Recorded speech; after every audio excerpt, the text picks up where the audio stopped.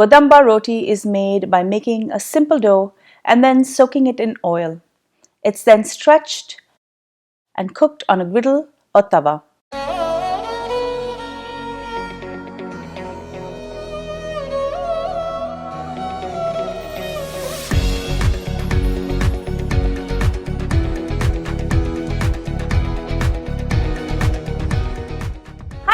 Welcome back to Cravings for Adventures. I'm Karen Amer. Today I'm going to show you how to make Godamba roti. This is a very simple roti that's made in South India as well as Sri Lanka. It's made with flour and it has an elastic texture because it's soaked in oil. It's stretched and then cooked. Now Godamba roti is great served with anything, with a curry, but it's even more special when it's cut up into little strips and added to a kuttu roti, which I'm going to show you in another video. Before I go any further with this recipe, do make sure you subscribe to my channel and make sure to ring that bell so you're notified every time I upload a new video. Now let's get cooking. I'm going to start with 400 grams. This is roughly 3 cups of all-purpose flour. Add a teaspoon of salt. Next, I'm going to add 2 tablespoons of oil and I'm going to work this in till the flour is nice and crumbly. Many recipes include egg and butter. I've tried this as well, but I didn't find any difference with the end result, so I prefer not to add the egg if I don't need to. This way I can serve this to vegetarians as well.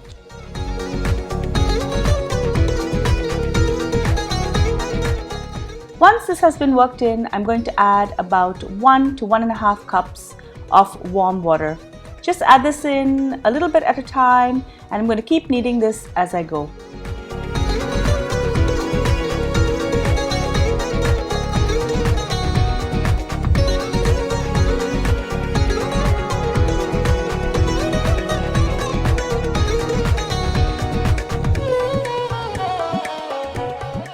With any roti dough, you don't want it to be too dry or too damp.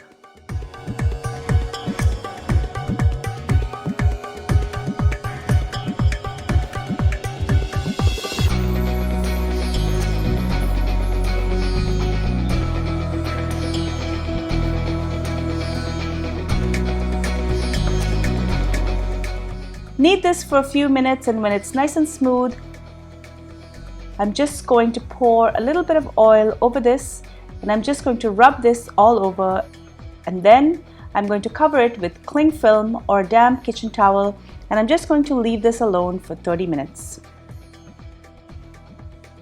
After 30 minutes, I'm going to transfer this to my pie dish as it's perfect for my dough balls to soak in oil. With moist hands, I'm going to grab the dough with my hands and I'm going to twist them into a ball shape. I'm dividing my dough into the size of small golf balls, as I know that I don't have an industrial size griddle to cook it, but you can make these a bit bigger if you have a larger pan or griddle. I was able to get 9 pieces and now they're going to be soaked in oil. I'm going to pour about 1 cup of oil over these dough balls. And don't worry, you can totally reuse this oil later. I'm just going to turn these over to make sure that the dough balls have oil on both sides. I'm now going to cover this with cling film and I'm going to leave this alone for 2 hours. You can also leave it overnight. The longer it soaks, the more stretchy the dough will be. After 2 hours, you can see how soft this dough is. There's a couple of ways you can stretch this dough. Make sure you have a nice clean surface to work with. I'm using my granite counter, but you could also use a stone board or a stainless steel tray. Take a dough ball and squish it down with your fingers.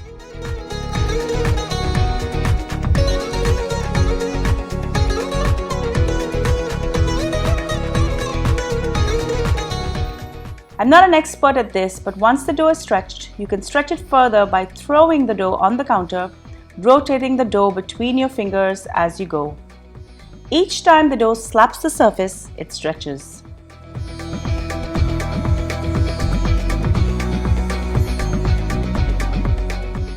Or you can just lay the dough down and stretch out all the edges.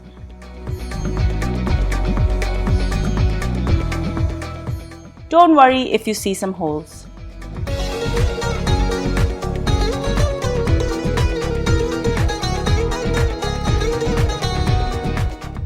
Now I'm going to fold this like a package and I'm going to show this to you again.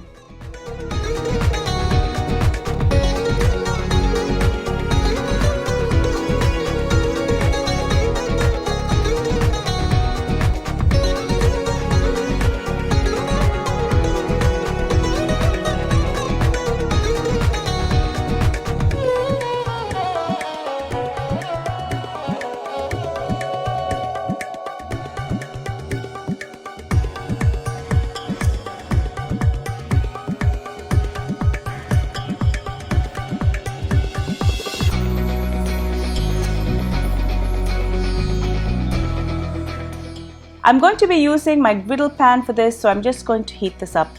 In the restaurants, they have a huge griddle to make these, but I'm just going to be using my small griddle to cook these. Once hot, cook this on one side and then flip it over and cook it on the other side. If I'm cooking this specifically to make kuttu roti later, I like to undercook it slightly so the dough has more of a chewy pasta-like texture.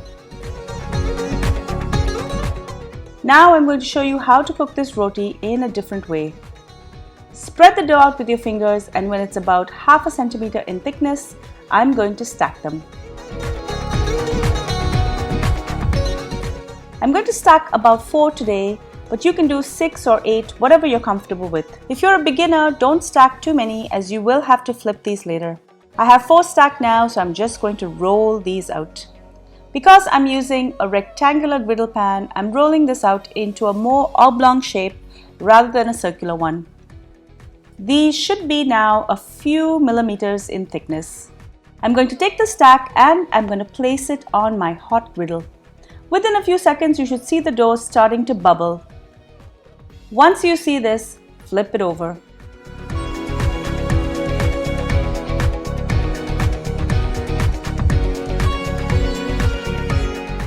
Now we're going to separate the roti that was cooking from the bottom.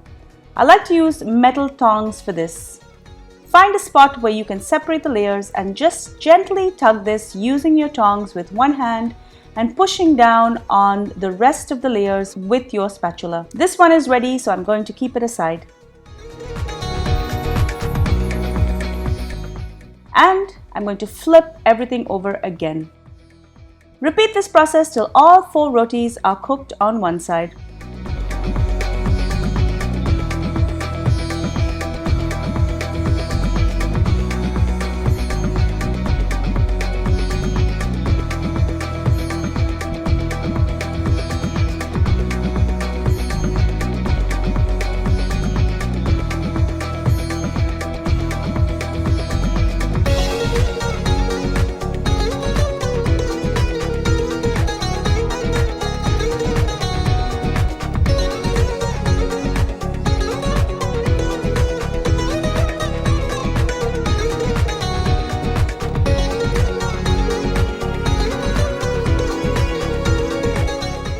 Once done, you can also cook the roti on the other side if you wish, although it's not necessary.